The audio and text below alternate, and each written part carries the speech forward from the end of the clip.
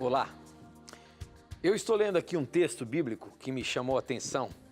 Isso está em 1 Timóteo, capítulo 6, o verso 9 e depois o 10, diz o seguinte: Porém, os que querem ficar ricos caem em pecado ao serem tentados e ficam presos na armadilha de muitos desejos tolos que fazem mal e levam as pessoas a se afundarem na desgraça e na destruição.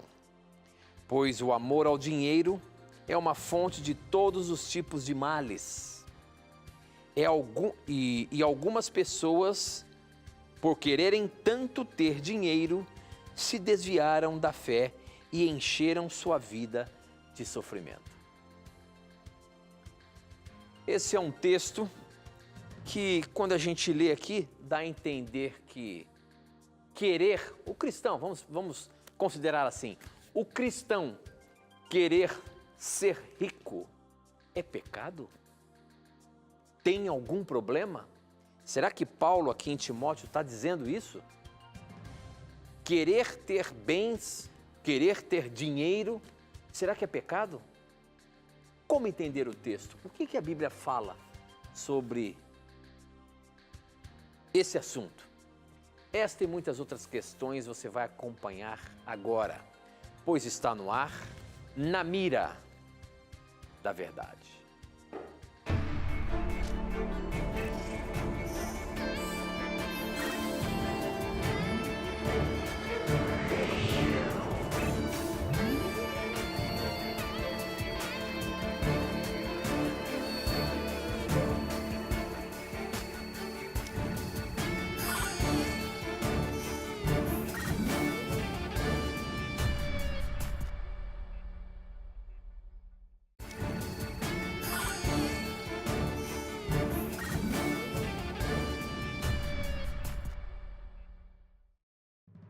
Olá, seja muito bem-vindo. Estamos começando mais um programa Na Mira da Verdade e sempre é muito bom ter a sua companhia aqui. Obrigado por você já estar ligadinho aqui no programa. Você que está chegando aí, você que de repente zapeou o seu televisor e caiu aqui neste canal. Este é o programa Na Mira da Verdade, um programa em que você pergunta e a Bíblia responde. Nós estamos ao vivo.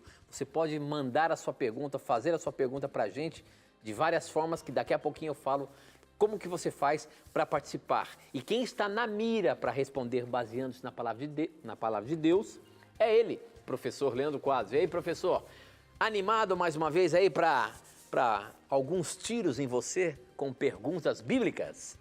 Vamos ver aí. Hoje eu espero estar com um bom colete à prova de balas. Aí sim, hein? Para nós podermos aí responder as perguntas dos nossos amigos e mostrar para os nossos amigos que algumas questões bíblicas que achamos serem alguma coisa, na verdade são outras, né?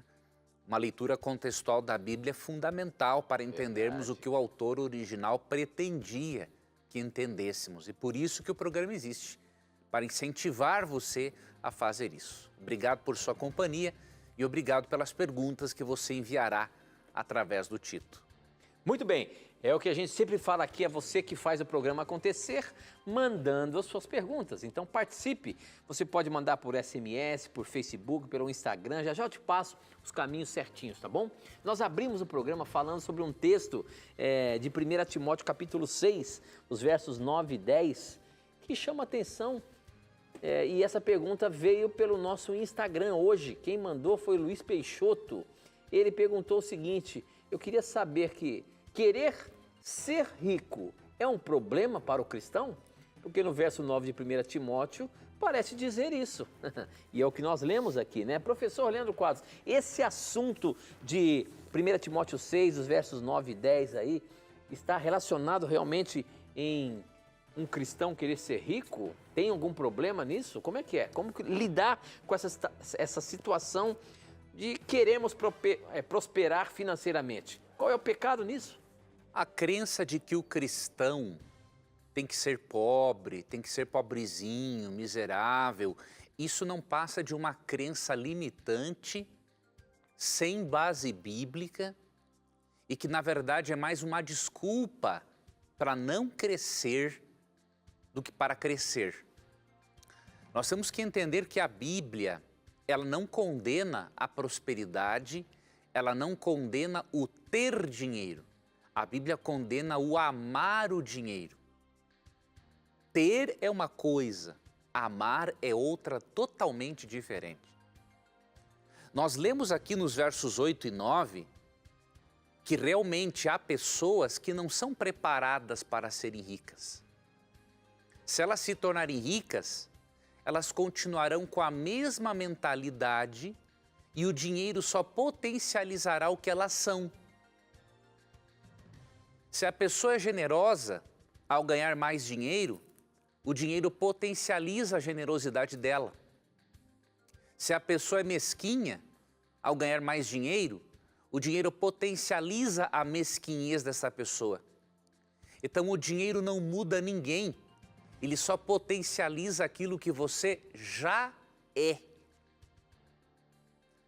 Então Paulo está dizendo realmente que algumas pessoas não estão preparadas para serem ricas, mas com isso ele não está indicando que seja um erro ser rico ou que um cristão não possa ser rico.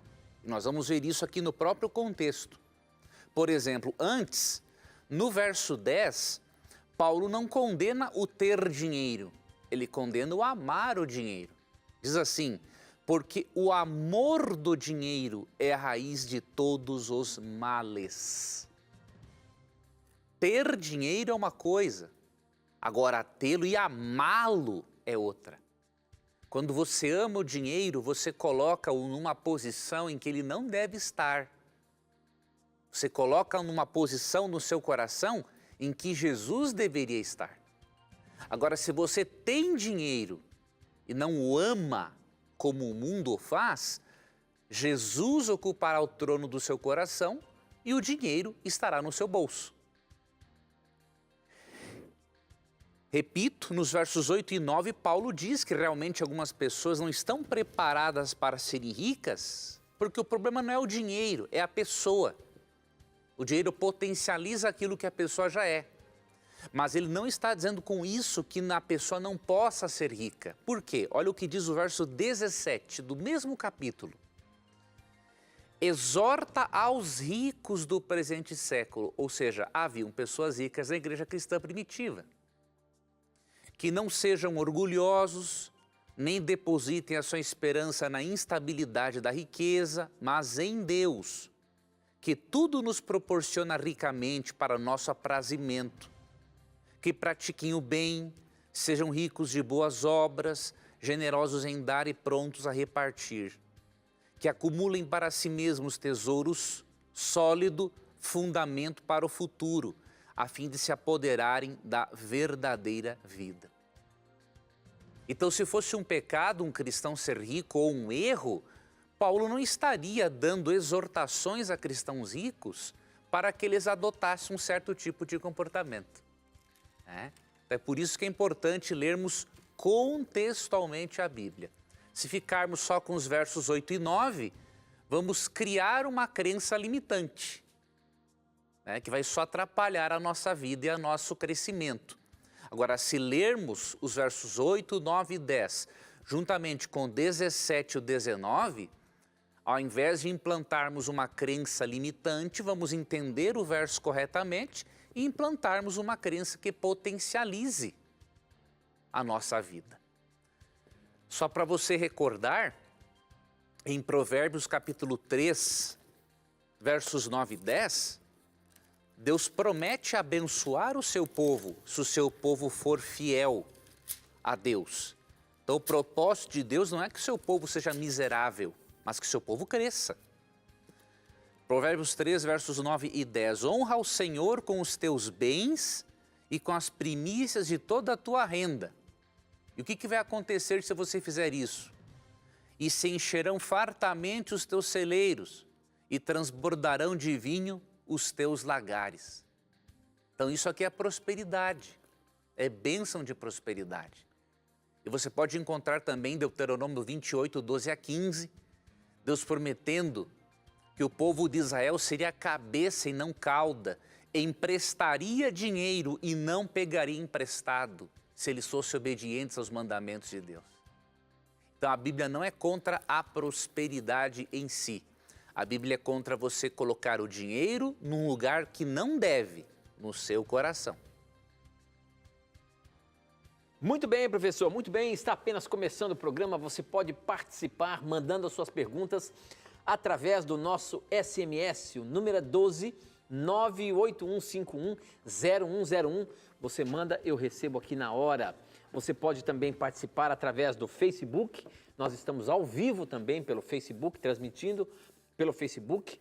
Nosso endereço é namiradaverdade.nt lá no Facebook, namiradaverdade.nt, e também no nosso Instagram, @namiradaverdade. Mande as suas perguntas nos comentários do vídeo aí por essas plataformas ou aqui pelo nosso SMS. Tem ainda uma outra maneira, nós estamos no ar com o nosso blog novotempo.com/namiradaverdade. Lá você vai ver que você pode fazer a sua pergunta e ela chega instantaneamente aqui para mim também, tá bom? Mande a sua pergunta e participe, como por exemplo essa pergunta que chegou aqui, deixa eu ver, o Edmilson, ele é de Patos, na Paraíba, ele é católico e ele pergunta se as pessoas que morrem, bebês, crianças, jovens, adultos e idosos, como seria na ressurreição? Seria na aparência do dia que morreram, que vão surgir, que serão ressuscitadas? Ou ele continua dizendo, ou a alma não tem forma?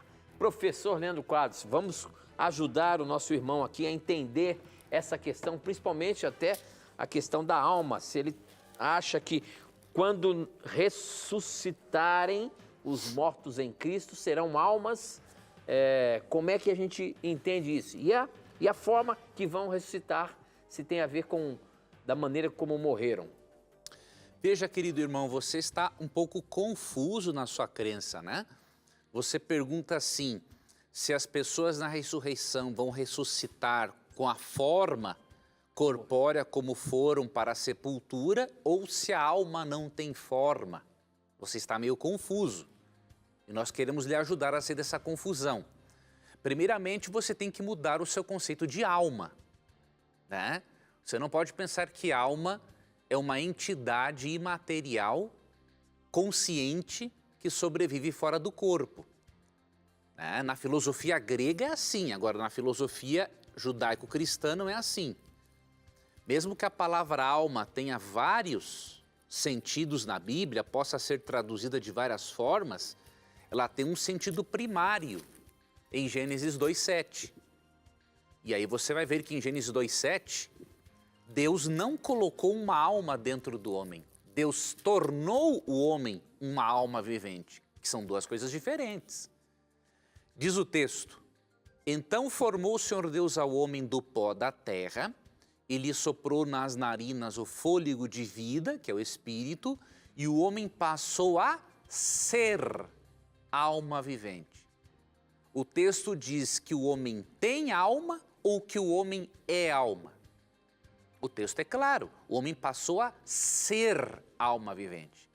Então, o conceito bíblico de alma é que toda pessoa viva é uma alma. Então, você é uma alma, eu sou uma alma, qualquer pessoa aqui nesse estúdio, qualquer telespectador que esteja assistindo é uma alma vivente. No conceito bíblico, Deus não colocou uma alma, Ele fez do ser humano uma alma. Isso há teólogos de outras religiões que reconhecem isso. Então, esse é um ponto. Segundo ponto, o que Deus vai ressuscitar é o corpo.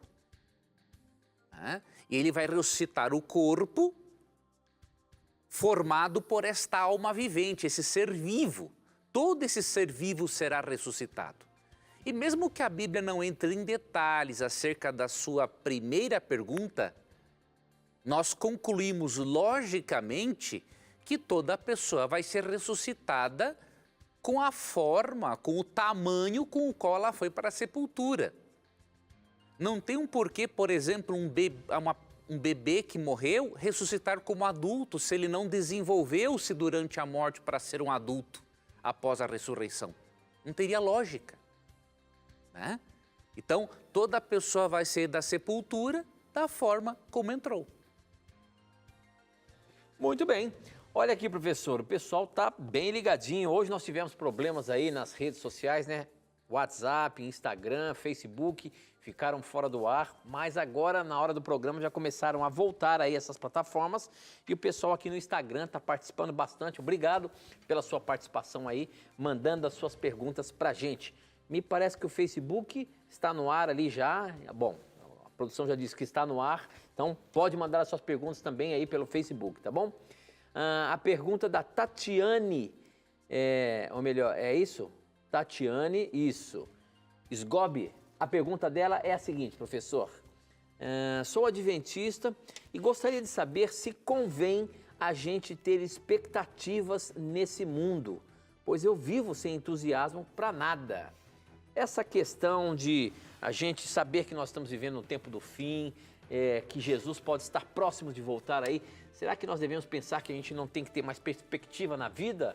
Será que nós não temos que esperar muitas coisas ainda da vida, apenas aguardar a volta de Jesus? Como é que é isso, professor? A Bíblia não ensina isso. De forma alguma? De forma alguma. A Bíblia ensina que nós devemos continuar a nossa vida, né? Nós devemos viver como se Cristo voltasse amanhã, a nível de preparo, e a nível de planos e sonhos como se voltasse daqui a 50 anos. Por exemplo, Filipenses 4:4 diz assim, ó: alegrai-vos sempre no Senhor. Outra vez vos digo, alegrai-vos. Então a vida tem que ser, temos que procurar termos uma vida de constante alegria. Então se você não tem expectativa para nada, alguma coisa está errada com você. Não é a religião, não é a volta de Jesus que está atrapalhando você. Ou você tem muitas crenças que limitam você de crescer, ou você está se vitimizando e dando desculpas para não crescer, e aí você pode estar se acomodando numa posição que é mais tranquila, ao invés de lutar pelos seus sonhos. Então, há várias possibilidades. Eu não posso aqui te dar diríamos assim, um diagnóstico, tá? E pelo teu sintoma, também vale a pena você conversar com um psicólogo, uma psicóloga cristã, para ver se você não tem um início aí de uma depressão leve. A pessoa com depressão leve ou moderada, ela perde também a expectativa pela vida. Isso não é legal.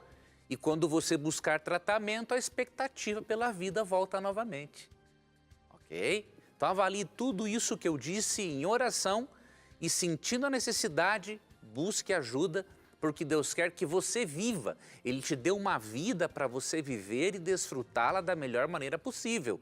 Ele não quer que você tenha uma vida de qualquer jeito. O Criador da vida quer que você tenha vida e, como diz João 10:10, e tenha vida em abundância. Muito bem, professor, muito bem. Tem uma perguntinha aqui que chegou pelo nosso SMS, temos 2 minutinhos ainda, a gente consegue responder. Ela vem lá de Salesópolis, quem mandou foi o Adeildo. Ele pergunta, já que nós abrimos o programa falando aí sobre se há problema em ser rico, e o professor disse que não há nenhum problema, a Bíblia não ensina isso, ele perguntou o seguinte, se possível explicar a passagem que Jesus disse, é mais fácil passar um camelo no fundo de uma agulha do que um rico no reino dos céus. E essa questão, professor, como é que a gente coloca na mira, ou melhor, você está na mira da verdade. Você disse que não há problema nenhum, só que Jesus disse que é mais fácil um camelo passar no fundo de uma agulha do que um rico herdar o céu. Como é que a gente entende isso, então? Esse é um outro problema de descontextualização de um texto. Olha o que diz aqui o contexto. Verso 23. Jesus disse aos seus discípulos... Qual é o livro? Mateus 19, 23. Então disse Jesus aos seus discípulos, em verdade vos digo que um rico dificilmente entrará no reino dos céus. E ainda vos digo que é mais fácil passar um camelo pelo fundo de uma agulha do que entrar um rico no reino de Deus. Agora vamos para o verso 26.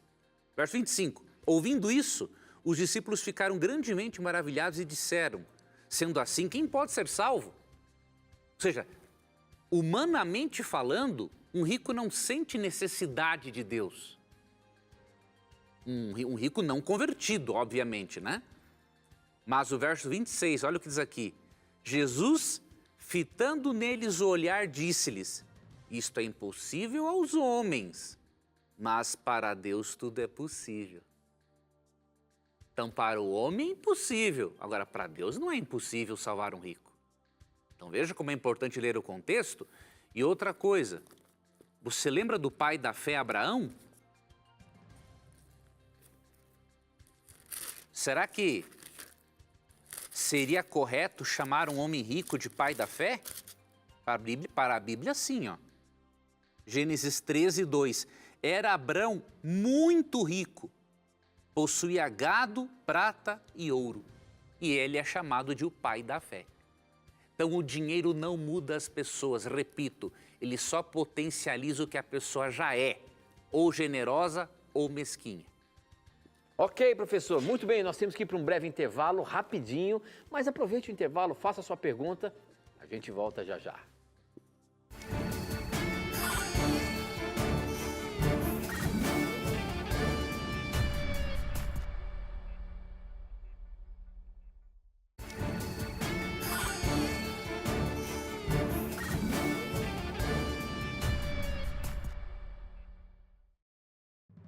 Já estamos de volta ao vivo.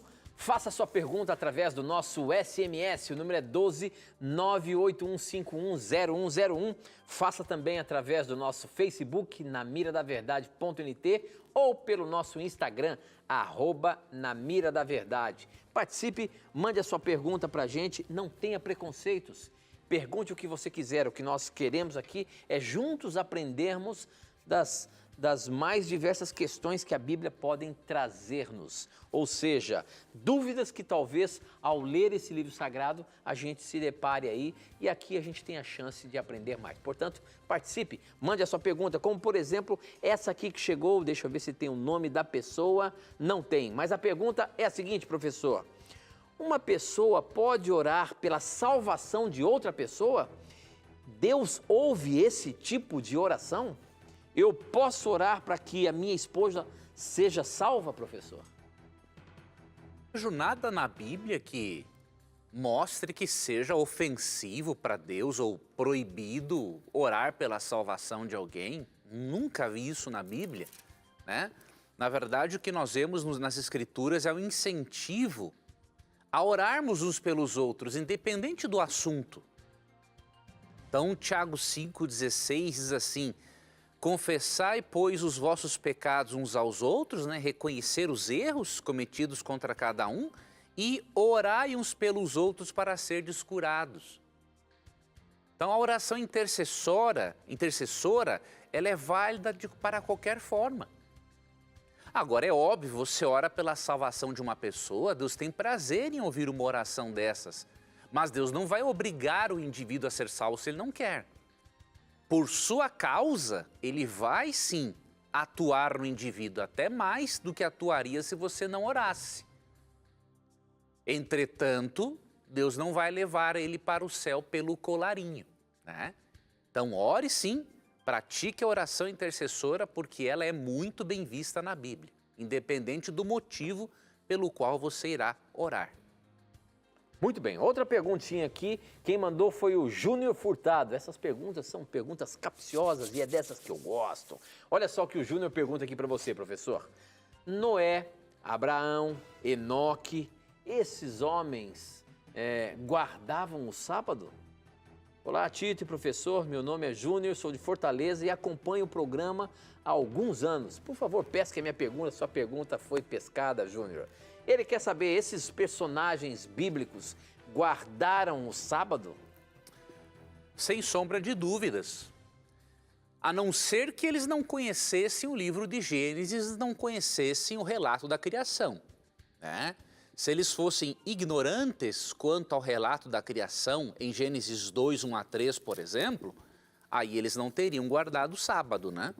Mas nós não cremos que eles fossem ignorantes a respeito deste assunto. Em Gênesis 2, 1 a 3, depois que Deus cria o mundo em 6 dias, é dito assim: Assim, pois, foram acabados os céus e a terra e todo o seu exército.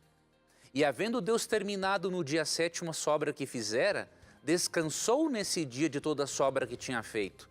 E abençoou Deus o dia sétimo e o santificou, porque nele descansou de toda a obra que como Criador fizera. Então, é muito improvável que Abraão, Noé e outros heróis da fé não conhecessem esse relato aqui da criação. É muito improvável que eles não soubessem que Deus abençoou e santificou o dia de sábado. Mas digamos que eles não soubessem, você e eu sabemos. Nós não temos desculpa. Se eles não guardassem o sábado, isso não seria desculpa para você e eu profanarmos o sábado. Ok? Mas a realidade é outra. Eles conheciam o relato da criação. E tem um outro texto em Gênesis que é importante.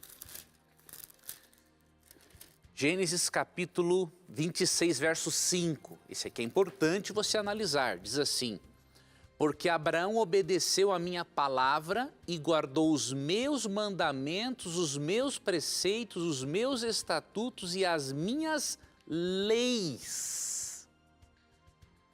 Esta palavra que tem aqui, leis, mandamentos, na verdade, é a mesma palavra usada para o decálogo em Deuteronômio 5. Então é óbvio que entre as leis que Abraão guardava estava o sábado. Ele conhecia o sábado. Tá? E repito, se um dos heróis da fé não guardasse o sábado, isso não seria desculpa para não guardarmos, né? Porque nós temos o conhecimento hoje do assunto. Não podemos buscar justificativas para os nossos comportamentos errados na falta de conhecimento que outros tiveram a respeito daquele assunto. Muito bem. Próxima perguntinha. Quem manda, deixa eu me ver aqui.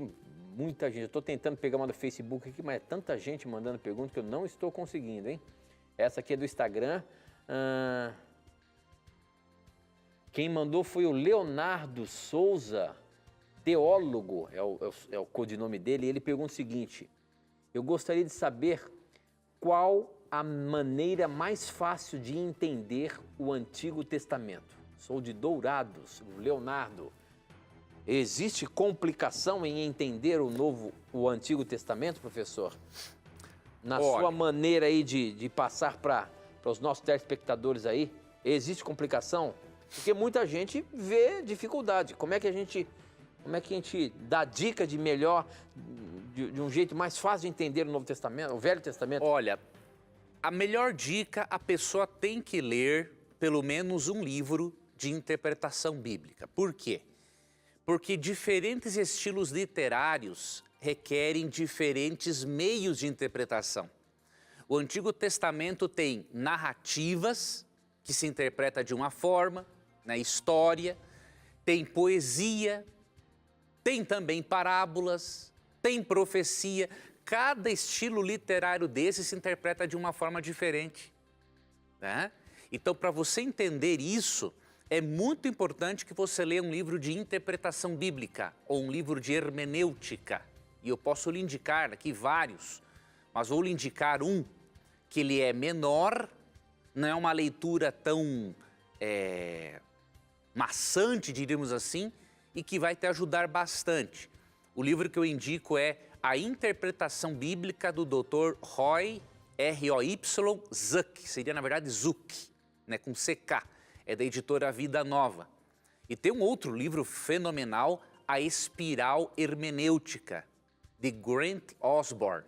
Também é um livro da editora Vida Nova, de primeiríssima qualidade. Então, o que eu sugiro, meu irmão, leia bastante o Antigo Testamento e veja, coloque em mente que ele é uma narrativa, em sua maior parte.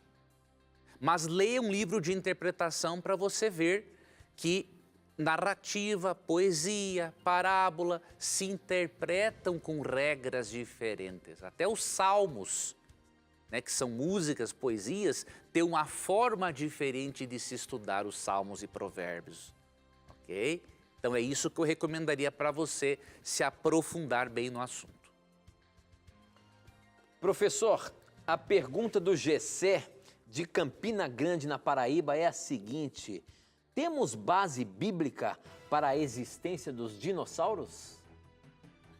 A Bíblia, obviamente, ela não vai falar no nome dos dinossauros, porque o nome dinossauro é um nome novo, né? Foi criado ali pelo século XVIII, se eu não estou enganado, por um paleontólogo, né, que descobriu a primeira ossada de dinossauros. Então você não vai encontrar o nome dinossauros na Bíblia. Agora, não precisa estar na Bíblia para uma coisa ser verdadeira, né? Quem disse que a Bíblia é um livro que ia conter todas as coisas? A Bíblia é um livro que trata da ciência da salvação. A Bíblia não é um livro que trata de dinossauros, da astronomia, de biologia, de física, de matemática. Se fosse um livro assim, seria um livro do tamanho não sei do quê. Tá? Agora, você pode ler no relato de Gênesis 1, quando diz que Deus criou todas as grandes criaturas, você pode ver aqui, nesse texto a inclusão, obviamente, dos dinossauros também. Você não vai ver o nome, como eu disse, porque o nome é relativamente novo. Mas vamos ver aqui só esse texto rapidamente para você. Gênesis capítulo 1, verso 21. Criou, pois, Deus os grandes animais marinhos e todos os seres viventes que rastejam, os quais povoam as águas segundo as suas espécies, e todas as aves segundo as suas espécies. E viu Deus que isso era bom. Então Deus criou todos os animais de acordo com a Bíblia, incluindo os dinossauros, né? Eles foram extintos, obviamente, no período do dilúvio, mas Deus os criou antes e eram criaturas perfeitas como as demais criaturas da criação quando saíram das mãos do Criador. Muito bem, muito bem. A próxima perguntinha é a seguinte, professor. Olha aqui, ó. Essa questão do ósculo santo é algumas coisas que já... É uma questão que já apareceu aqui algumas vezes no programa. A pergunta do Rodrigo, ele é lá de Santo Antônio do Monte, lá de Minas Gerais, é a seguinte: vocês saúdam com o ósculo santo ou não? Me explique, por favor, a questão do ósculo santo. E até para a gente contextualizar o nosso telespectador aí, professor, e internauta, o que é o ósculo santo na Bíblia? A palavra ósculo, do grego ósculum, quer dizer beijo. Né? Então, ósculo santo é um beijo no rosto. Então, aqui, algumas igrejas cristãs, no passado, nos dias apostólicos, tinham o costume de praticar esse tipo de cumprimento, e até hoje existe, né? Se você for, por exemplo, na Argentina, vários lugares na Argentina onde as pessoas são muito amigas, as pessoas se cumprimentam com um beijo no rosto. Várias culturas existe o ósculo até hoje, né? Mas a Bíblia não recomenda que seja isso apenas, seja apenas esta a forma de cumprimento, ó. Por exemplo, Romanos 16, 21, ó. Saúda-vos, Timóteo, meu cooperador, e Lúcio, Jasson e Sosípatro, meus parentes. Eu, Tércio, que escrevi esta epístola, vos saúdo no Senhor. Saúda-vos Gaio, meu hospedeiro, e de toda a igreja. Saúda-vos Erasto, tesoureiro da cidade, e o irmão Quarto. A graça de nosso Senhor Jesus Cristo seja com todos. Amém. E depois tem um texto aqui que ele fala para saudar com ósculo santo. Achei, verso 16, ó. Saudai-vos uns aos outros com ósculo santo. Todas as igrejas de Cristo vos saúdam. Então, tinha momentos em que eles se saudavam com um beijo no rosto, diz Romanos 16, 16, e outros momentos não, diz os versos 21 a 24. Então, o que importa para Deus não é o tipo de saudação, é que você saúde as pessoas, que você seja educado com as pessoas. Seja por um aperto de mão, agora temos que ter cuidado com isso, né, na fase do Covid-19, seja pelo ósculo santo, seja de outras formas que outras culturas se saúdam, para Deus não importa a forma da saudação. Para Deus importa o propósito, a educação por trás daquele ato. Muito bem, professor. Olha, o nosso tempo está correndo muito. Nós temos que ir para mais um intervalo, mas eu estou vendo aqui quantas e quantas perguntas boas chegando. Obrigado pela sua participação. Continue mandando suas perguntas aí, que a qualquer momento ela pode ser pescada. A gente vai para um intervalo rápido e voltamos já já.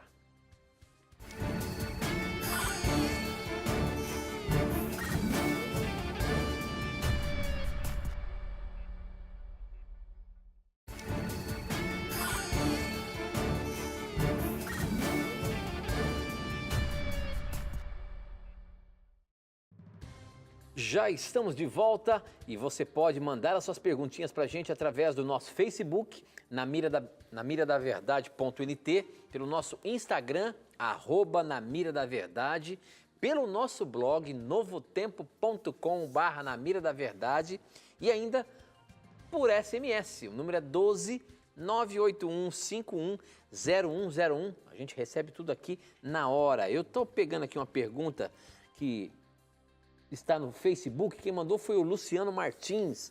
A pergunta do Luciano é a seguinte: eu gosto muito de assistir o programa, assisto sempre que posso, me respondam, por favor. Em João, no capítulo 20, verso 17, Jesus fala para Maria não tocá-lo, pois ele não havia subido até o Pai. Porém, o versículo 27 do mesmo capítulo, Jesus fala para Tomé tocar em suas mãos. Como que a gente explica isso? Muito bem, vamos ver lá o que está escrito em João, no capítulo 20. João, capítulo 20, verso 17. E como é que a gente explica isso, professor? A explicação... Jesus, em alguns momentos, fala que não é para tocar e depois, em seguida, fala para tocar. A explicação é que Jesus, em João 20, 17, não queria ser adorado porque ele queria ter a certeza de que o seu sacrifício havia sido aceito pelo Pai. Gosto muito desse comentário feito por Ellen White no livro O Desejado de Todas as Nações. Já em João 20, 27 e 28, ele aceita a adoração de Tomé porque nesse intervalo de tempo ele já tinha subido ao céu e já tinha tido a certeza da aceitação do seu sacrifício. Aí sim ele aceita a adoração. Agora, a gente consegue ver isso aqui, professor, no relato bíblico? Tem algum... Só por dedução. A Bíblia não fala claramente assim, ó, Jesus não aceitou a adoração de Maria Madalena porque ele tinha que subir ao céu para ter certeza do seu sacrifício aceito. Não, a Bíblia não vai em detalhes, nós temos que ir por dedução. Várias coisas que nós estudamos na Bíblia e na filosofia são deduções, né, que podem ser válidas ou não. Eu vejo como válida porque eu creio no comentário inspirado de Ellen White a respeito desse assunto. Ok. A próxima pergunta é do Valdo Santos, de Barro Alto, Goiás. A pergunta do Valdo é a seguinte, professor. A paz do Senhor, boa noite, professor Leandro. Na sua linha de pensamento, professor, não existe paraíso nem inferno. Morre o corpo, morre a alma. Sendo assim, me tire uma dúvida. Onde está o profeta Elias? Vamos então explicar aqui para o Valdo, professor, essa questão de Elias. Walter. E ele disse que na sua linha de raciocínio não existe nem o paraíso nem o inferno agora. Ele não entendeu minha linha de raciocínio. Como é que é então? Não entendeu minha linha de raciocínio. Eu nunca disse que não existe paraíso, né? E não existe inferno. O que eu ensino é que o inferno existirá depois do milênio, como diz Apocalipse 20, versos 7 a 10, e o paraíso existe. Quantas vezes eu li textos falando aqui do novo céu, da nova terra, então você não entendeu a minha linha de raciocínio, tá? Agora, entendendo a minha linha de raciocínio, você vai saber que Enoque e Elias estão no céu, estão no paraíso. E agora eu lanço uma questão para você avaliar. Eles estão no paraíso com o corpo ou com a alma? Com o corpo. Não tem nenhum ser humano no paraíso sem o corpo.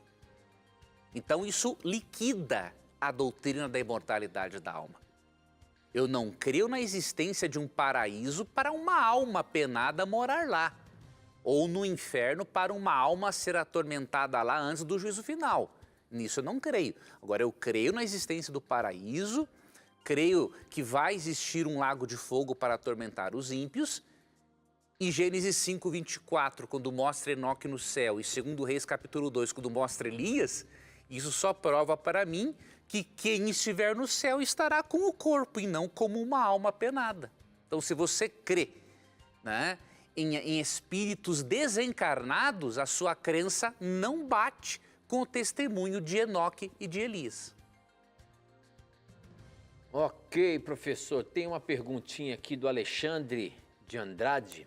A pergunta, ele é de Curitiba. Obrigado pela sua participação, Alexandre. A pergunta dele é a seguinte. Ele diz o seguinte: batizei na Igreja Central de Curitiba e os senhores fazem parte disso. Oh, Deus seja louvado, querido. Ele diz o seguinte: obrigado a todos do Na Mira da Verdade. A minha pergunta: antes ou depois das duas bestas do Apocalipse, haverá o falso Cristo realizando maravilhas e milagres? E enganando a muitos, não mencionam os falsos cristos que já aparecem, os quais acredito que vieram em uma escala menor. Mas o falso Cristo é Satanás se personificando, tentando enganar. Isso vai acontecer depois das duas bestas do Apocalipse, professor? Veja, esse é um assunto, querido telespectador, bastante amplo, né? Nós não temos como tratá-lo aqui neste programa. Nós precisaríamos de um programa inteiro para tratarmos sobre o assunto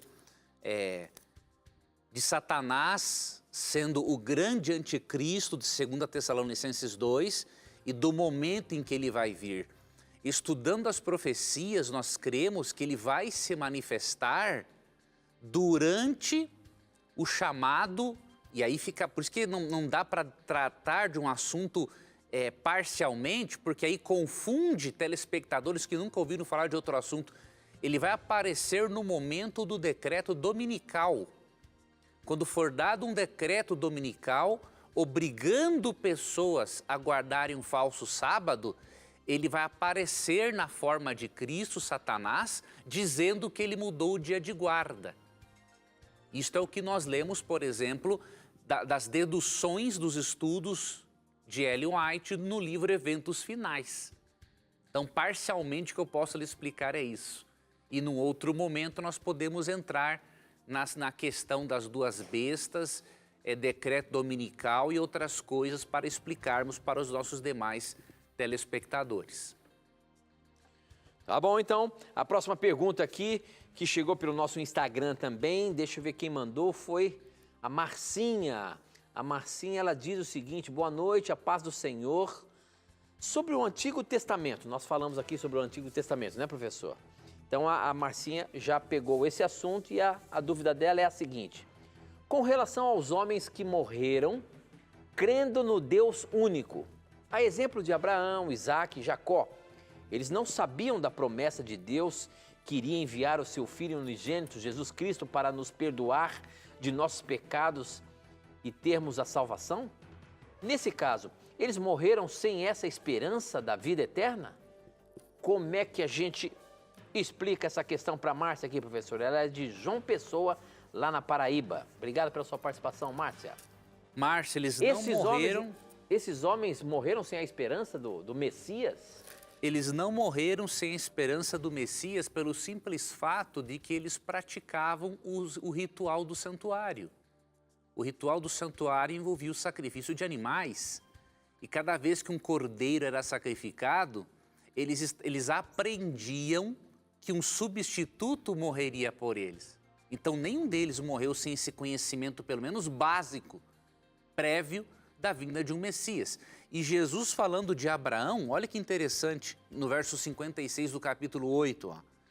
Abraão, vosso pai, alegrou-se por ver o meu dia, viu e regozijou-se. É bem provável aqui que ele esteja se referindo a Gênesis 22, quando ao invés de sacrificar Isaac, Deus coloca um animal para ser sacrificado no lugar de Isaac. E ali Abraão entende mais do plano de salvação. Então não há evidências de que eles não tenham entendido o plano de salvação. Tanto que na galeria dos heróis da fé, em Hebreus 11, 39 e 40, você vê que Deus vai recompensar a todos eles, porque com base na compreensão que eles tiveram do plano de salvação, eles aceitaram esse plano de salvação. Basta ler Hebreus 11, 39 e 40. Professor, a próxima questão, ela é muito assim particular, mas ela está na mira aqui. Inclusive não para de chegar. A questão é a seguinte: nós Adventistas do Sétimo Dia, cremos que a senhora Ellen White é uma profetisa do Senhor. Foi usada por Deus para mandar mensagens ou escrever coisas que poderiam ajudar mais o conhecimento da Bíblia. A pergunta que chegou aqui é a seguinte, professor. Até diz assim, há anos coloco essa pergunta e jamais foi respondida. Sua pergunta está na mira da verdade. O que faz os livros de Ellen White serem o espírito de profecia? Quem fez essa pergunta para a gente foi o Sérgio. É isso? Ele é de Costa Oeiras, é isso mesmo? Do Pará. Sérgio, como é que os livros da senhora White podemos considerar que é o espírito de profecia? Por quê? Veja, primeiro, o espírito de profecia não são só os livros de Ellen White. O espírito de profecia são os livros bíblicos, é todo o dom profético na Bíblia e fora da Bíblia. Esse é um primeiro ponto. Segundo ponto, nós estabelecemos, com base na Bíblia, alguns critérios. Nós não podemos aceitar alguém como profeta simplesmente porque ele diz que é profeta ou alguém disse que ele é profeta.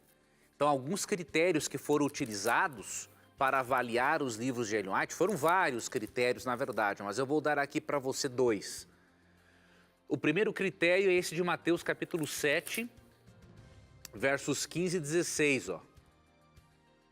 Acautelai-vos os falsos profetas que se vos apresentam disfarçados em ovelhas, mas por dentro são lobos roubadores. Pelos seus frutos os conhecereis. Primeira coisa, avaliamos os frutos, os resultados dos escritos de Ellen White na vida das pessoas. Esses escritos afastaram essas pessoas de Deus ou aproximaram essas pessoas de Deus? Este foi um critério. Como esses escritos aproximaram aqueles que não eram rebeldes de Deus, então nós vemos que são escritos diferenciados.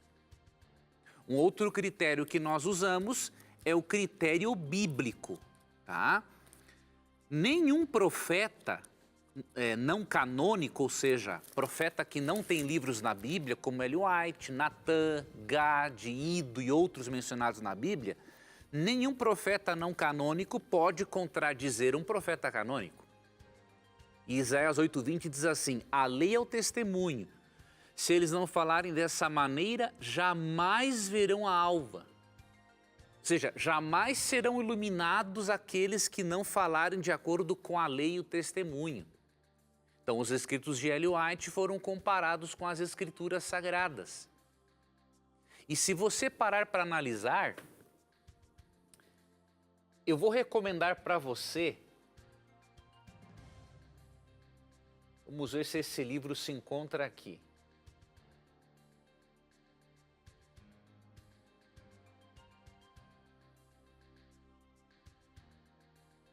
Não, este livro não se encontra aqui. Lá do outro lado. É um livro chamado Vida de Jesus. Mas quem sabe o Primeiros Escritos, página 78, já tem uma citação interessante que eu acho que eu poderia usar para lhe ajudar. Vamos ver aqui. Não, não está aqui. Mas veja, o livro Caminho a Cristo, que é o livro que eu quero recomendar que você leia, leia o capítulo 10 do livro Caminho a Cristo. O capítulo 10, ele exalta só a Bíblia. Você não vê Ellen White seus escritos nenhuma vez colocando os escritos dela no mesmo nível ou exaltando acima da palavra de Deus. Então isso é importante você avaliar isso. Então veja o que os escritos de Ellen White, quais frutos eles produziram, frutos bons ou ruins, e se conduzem ou não as pessoas para a Bíblia. Então, esses foram alguns dos critérios que nós usamos. Para você ter uma ideia, no Primeiros Escritos, página 78, ela chega a dizer o seguinte: recomendo buscar o leitor a Bíblia como única regra de vossa fé e prática. Então, um verdadeiro profeta faz isso. Ele leva as pessoas para a Bíblia, porque a Bíblia contém o poder transformador de Deus. Muito bem, professor, muito bem. Infelizmente, o nosso tempo não tem mais como nós colocarmos mais uma pergunta aqui no ar. Nós temos que fechar o programa, mas eu não posso fechar o programa sem dar um presente para você, como dou todas as semanas. Este é o curso bíblico que nós oferecemos gratuitamente aqui, Verdades para o Tempo do Fim.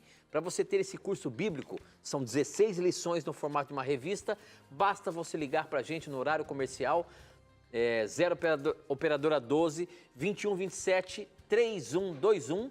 Você vai receber esse curso bíblico ou acessar o nosso blog novotempo.com/na mira da verdade, tá bom? Peça hoje mesmo, é gratuito. Professor, a gente se encontra semana que vem, se Deus quiser. Se Deus quiser. Obrigado, telespectador, por enviar suas perguntas. Que Deus abençoe a sua vida, abençoe seus sonhos. E lembre-se que quando você tiver a coragem de perguntar, a Bíblia vai ter a coragem de lhe responder. E aqui você já sabe, sempre as suas dúvidas e os seus questionamentos estarão na mira da verdade. Até o nosso próximo encontro. Tchau!